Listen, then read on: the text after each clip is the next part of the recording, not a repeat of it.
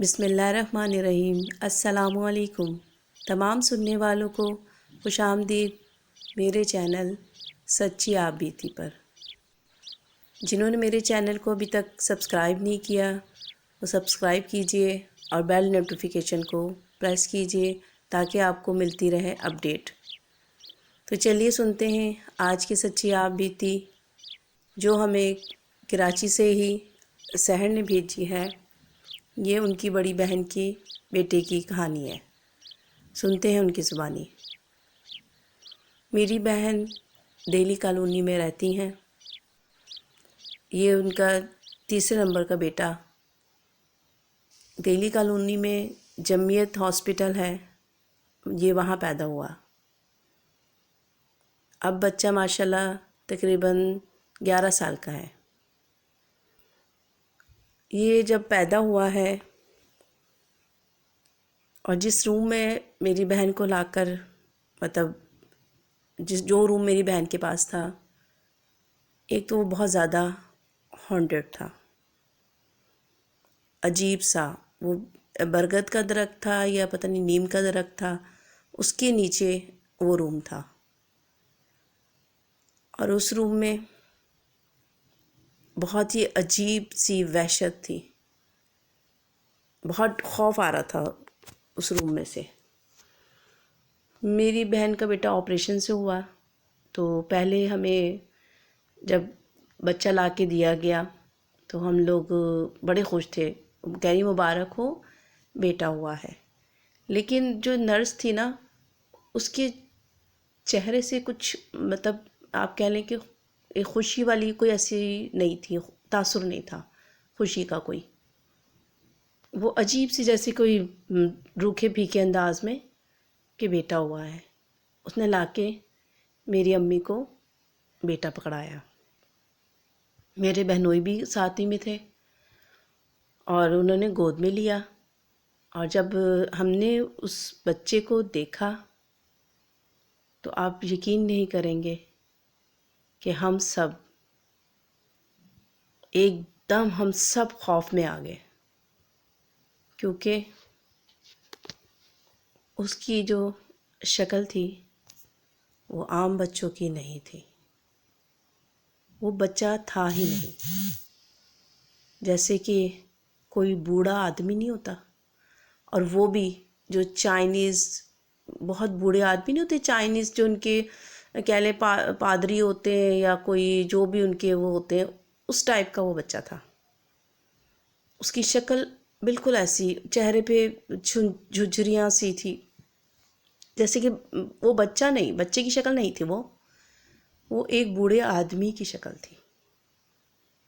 میرے بہنوئی نے میری امی کو دیکھا اور میری امی میرے بہنوئی کو دیکھ رہی تھی، لیکن دونوں نے ایک دوسرے سے کچھ نہیں کہا۔ لیکن ہم سب بہت خوف میں تھے۔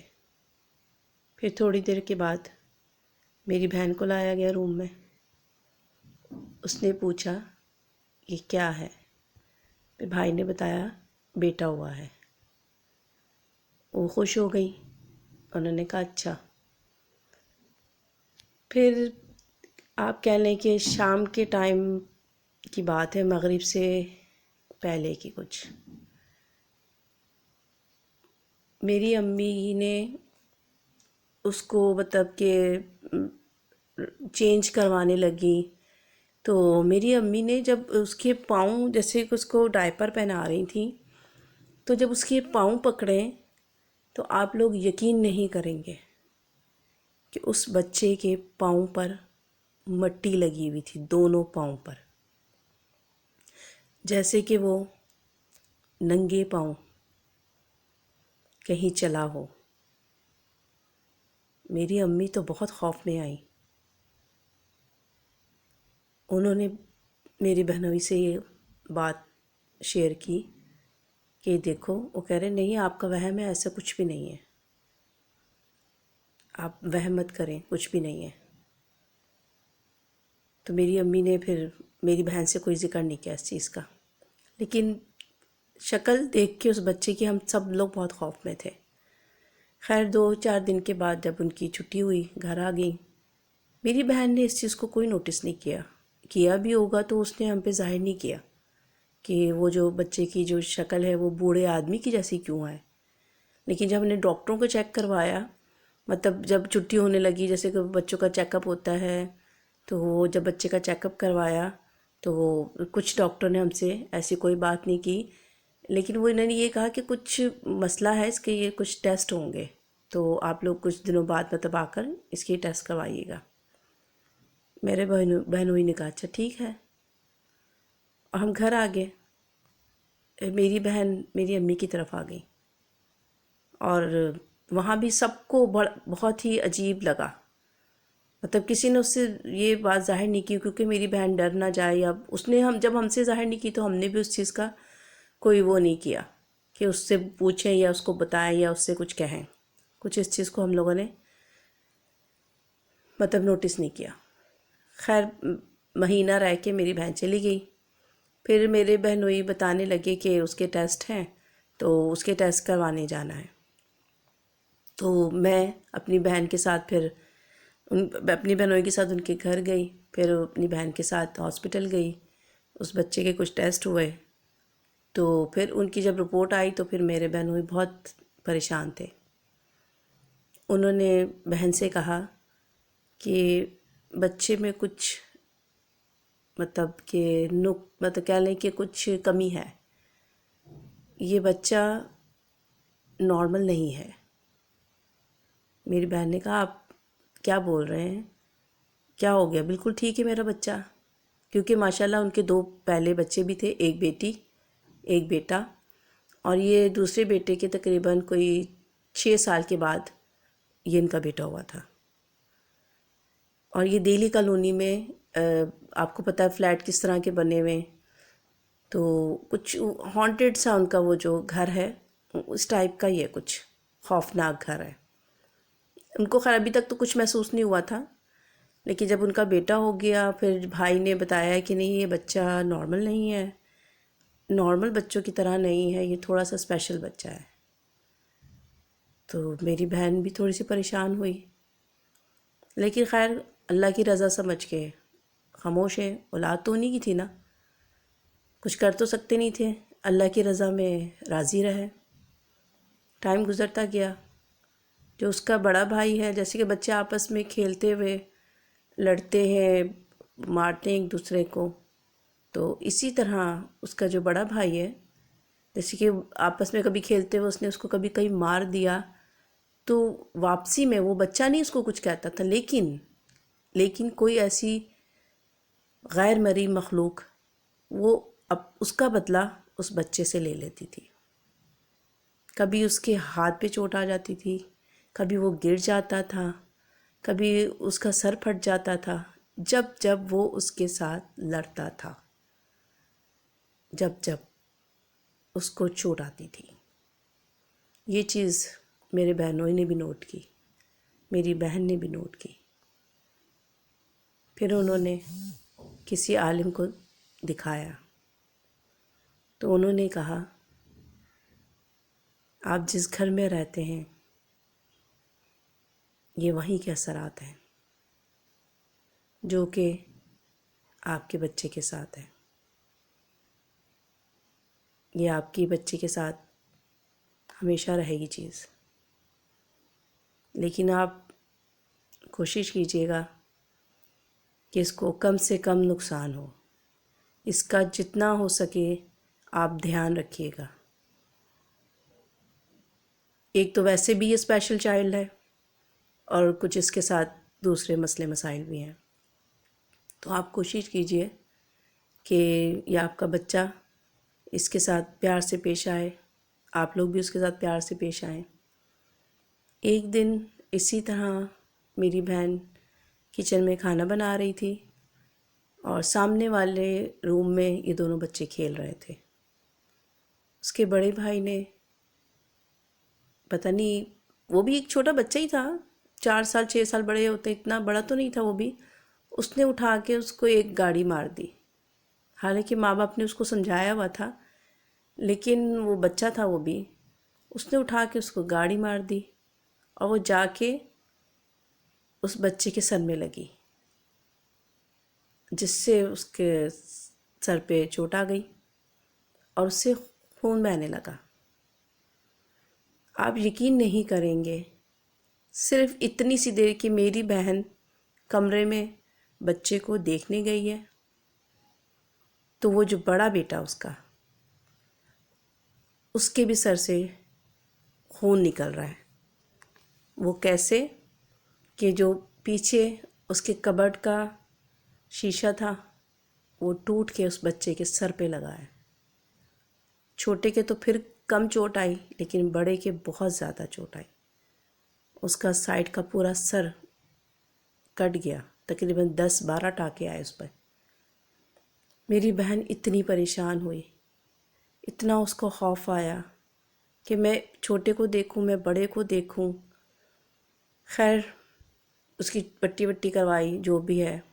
پھر میری بہن نے کہا میری بہنوئی سے کہ اب ہمیں یہ گھر چھوڑ دینا چاہیے، اب میں اس گھر میں نہیں رہ سکتی۔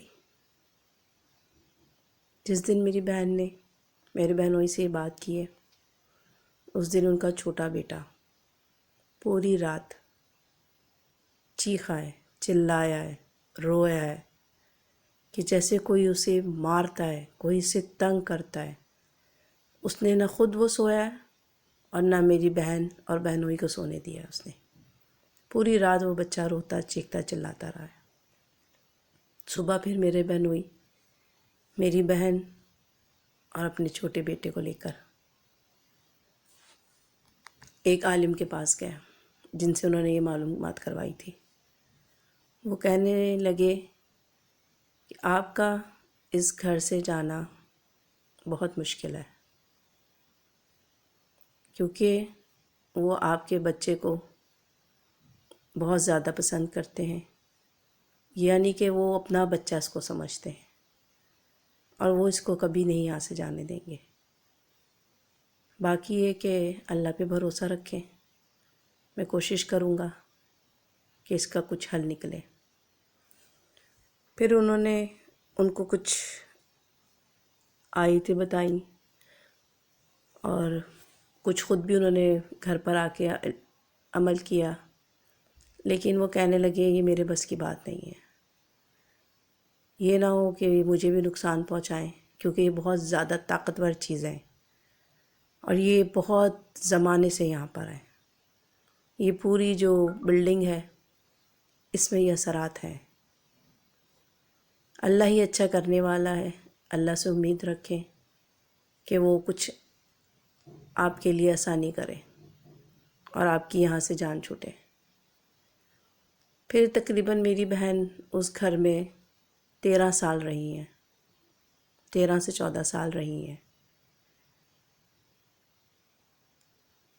اب وہ تھوڑا سا آگے کہہ لیں کہ دوسری طرف چلی گئی ہیں۔ جب انہوں نے وہ گھر چھوڑا اور سب سے بڑا نقصان ان کے شوہر کا ہوا کہ جب انہوں نے وہ گھر چھوڑا، دوسرے گھر میں شفٹ ہوئی ہیں، تو ان کے شوہر تیسرے مہینے فوت ہو گئے۔ اچھے خاصے تھے، اپنے کام پر گئے ہیں، واپس آئیں تو کہنے لگے کہ میری ٹانگ میں تکلیف ہے۔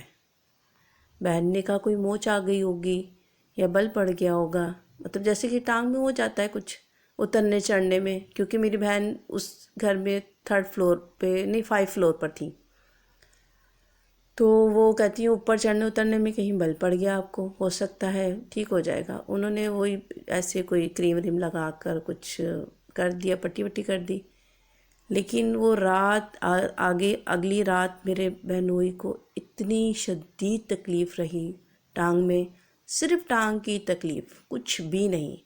پھر ان کو ڈاکٹر پر لے کے گئے، سب چیک اپ ہوئے، سب کچھ ٹھیک تھا، کچھ بھی نہیں تھا ٹانگ میں، ہلکی سی تکلیف اتنی شدت پکڑ گئی کہ وہ جو چیختے چلاتے تھے کہ جیسے کہ پتہ نہیں ان کی ٹانگ کوئی کاٹ رہا ہے، کوئی توڑ رہا ہے ہتھوڑے سے ان کی ٹانگ۔ تیسرے دن ہی پھر اسی تکلیف کے تیسرے دن ہی وہ رات میں تقریباً کوئی 4:30 بجے کی بات ہے، ان کا انتقال ہو گیا گھر میں ہی۔ میری بہن نے وہ گھر چھوڑا اور اس کو اس گھر چھوڑنے کی سزا اس کے شوہر نے بھگتی۔ اللہ علم، وہ تو اللہ کے کرنی ہے، اللہ پاک جو چاہے وہ ہو جاتا ہے، اللہ کے حکم سے ہی ان کی موت ہوئی ہوگی۔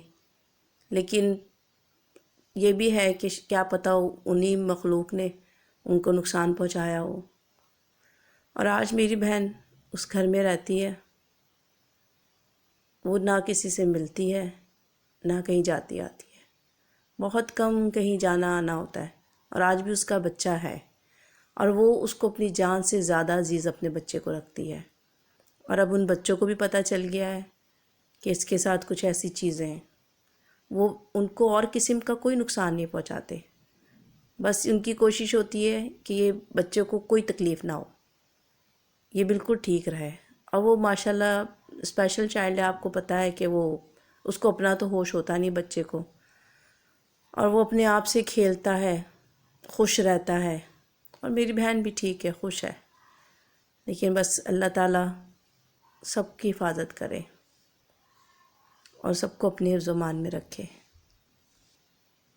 تو یہ تھی سحر کی سچی آپ بیتی۔ امید کرتی ہوں آپ کو آج کی یہ ویڈیو پسند آئی ہوگی۔